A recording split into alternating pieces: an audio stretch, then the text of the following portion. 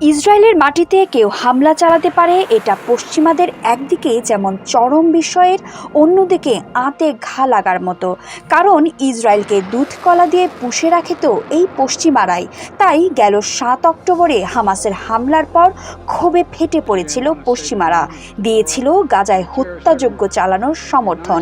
কিন্তু রোববার ভোরে পশ্চিমাদের সব হিসেব নিকেশ পাল্টে দিয়েছে ইরান।